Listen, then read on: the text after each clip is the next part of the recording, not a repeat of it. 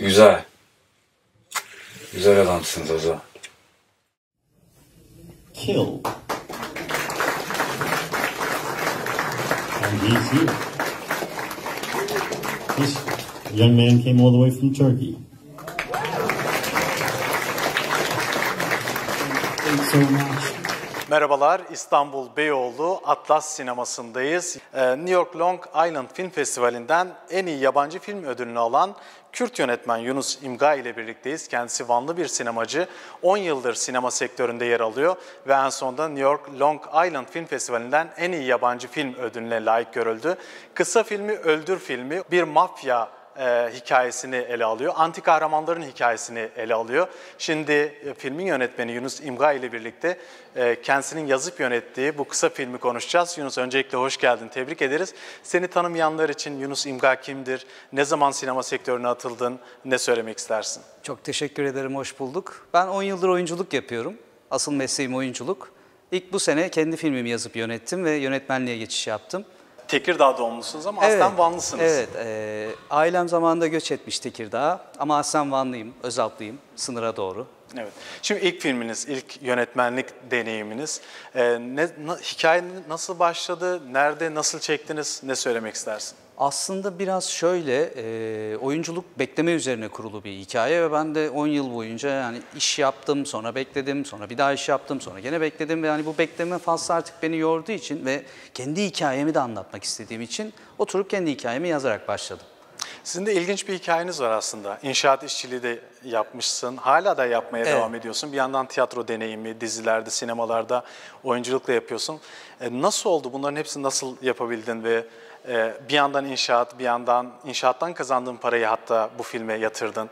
Onunla ilgili ne söylemek istersin? Şöyle, ben aslında lise terkim, liseyi dışarıdan bitirdim. Sonradan üniversitede oyunculuk okudum. Hazırlanıp sınavlara girdim. O süre zarfında da birçok işte çalıştım. Tekstilde çalıştım, inşaatta çalıştım.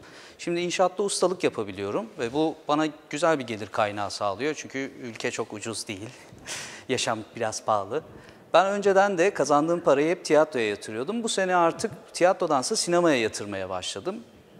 Hayatımın kazanacak parayı ayırıyorum, harici kazandığımı sanata yatırıyorum. Şimdilik böyle ilerliyor bende. Filmin neyi anlatıyor ve ne zaman çekmiştin?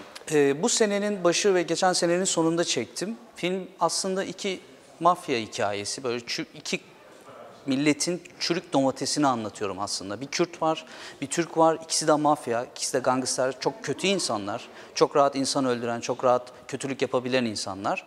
Ama bunların arası bir subayı öldürme üzerinden açılıyor.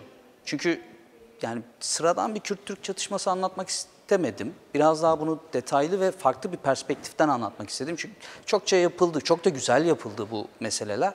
Ama bu perspektiften anlatmak hem daha katmanlı bir çatışma yarattırdı bana, hem de daha ilgi çekici oldu benim için. Evet, şimdi filmin adı çok sert, Öldür. Kutsal kitapta biliyorsun, öldürme, öldürmeyeceksin diyor. Ona bir gönderme miydi ve niye böyle bir sert bir isim buldun? Çarpıcı olmasını istedim ve filmi de eğer izlerseniz içinde neden adının Öldür olduğu çok net bir şekilde geçecek ama kutsal kitap göndermesi yok. Bir yanlış anlaşılma üzerine kurdum. Öldür kelimesini de özellikle o yüzden seçtim ve İngilizce'de de direkt kill diye yani anlaşılsın diye seçmiştim. Çabuk, tersi. Sen bizi kuzenlere söyle. Beyoğlu'na yakına sotelensinler. Ben bir şey diyene kadar da hürgür çıkarmasınlar. Şimdi orada Zaza karakteri var Evet. ama mesela Zazaki konuşmasını beklerken bir yerde kurmancı konuşuyor. Evet. Bunu tercih edişinizin sebebi neydi? Ve aynı zamanda Zaza karakterinin baş karakter de sizsiniz değil mi? Kendiniz oynadınız. Hem yönetip hem oynamak zor olmadı mı? Oldukça zordu.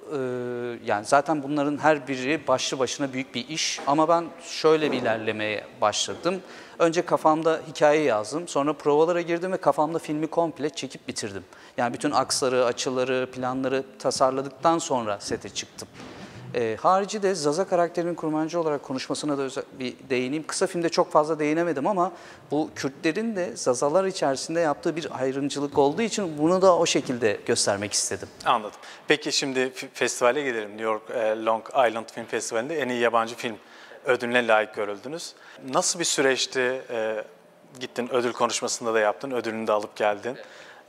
Nasıl bir hissiyattı orada olmak, orada ödül almak? Müthiş bir hissiyat çünkü sinema sektörü özellikle mainstream'de Amerika'nın yönlendirdiği bir alan. Amerika'ya gitme serüvenim de çok enteresan oldu. İşte vize için randevu tarihi son anda buldum, vizem son anda onaylandı ve bir gün sonra Amerika'ya uçtum. Böyle İlk defa mı gitmiştin? İlk defa gittim. Ve her şey böyle 2 gün arayla üst üste oldu. Böyle eşyalarımı bile yarım yamalak götürdüm yani. New York'a böyle direkt kimseyi tanımadan gittim. Çok keyifliydi. İngilizce bilmeyen bir sürü insanla tanıştım. Çok fazla İspanyol var. Çok güzel filmler izledim. Toplamda 136 film yarıştı festival. Bekliyor muydun bu ödülü? Aslında 3 adaylık olunca acaba alabilir miyim diye düşündüm. Ama kendimi de çok böyle umutlandırmak istemedim. Orada olmak bile çok kıymetliydi benim için. Filmimin gösterilmesi, üzerine çok güzel yorumlar ve eleştiriler almak da çok kıymetliydi. İçten içe insan bekliyor ama bu insan olmakla ilgili bir şey. Kaç belki. film arasından seçilip ödüle layık görüldü? Spesifik olarak kaç film arasından seçildiğini bilmiyorum ama toplam 136 film yarıştı. Bunların yaklaşık 35 tanesi uzun, geri kalanları da kısa filmdi. Türkiye'de festivallerde görebilecek miyiz? İnşallah gönderdik ama bakalım. Sonuçta bu sanatın enini seçmek çok göreceli bir şey. Yani kimine göre iyi, kimine göre kötü olabilir. Şimdi ilk kısa filmini yazıp yönettin ve ödül aldın. Evet. Müthiş bir motivasyon aslında Evet. bu. Bundan sonra yönetmen olarak ne yapmayı düşünüyorsun? Plan projen ne?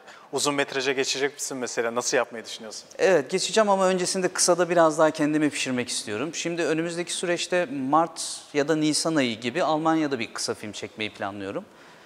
O da ortalama 15-20 dakika arasında olacak. Bir göç etmiş insanın üzerine öyle bir hikaye. Sonrasında da böyle 1 sene ya da işte 15 ay sonrasında New York'ta bir kısa film çekmeyi planlıyorum. Tamamen Kürtçe çekmeyi planladığın filmlerin var mı?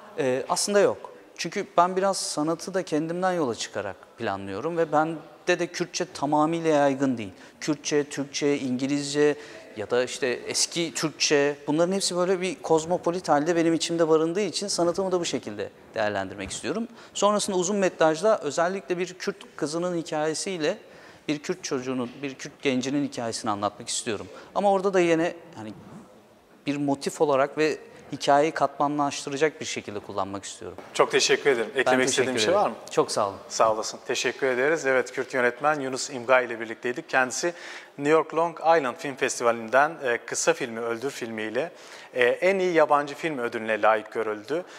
Bu aralar Türkiye'deki Kürt sinemasında da baktığımızda büyük başarılar elde eden Kürt yönetmenler var. Onlardan biri de Kazım Özdur belgeseliyle UNESCO'nun Dünya Miras Belleğine alındı.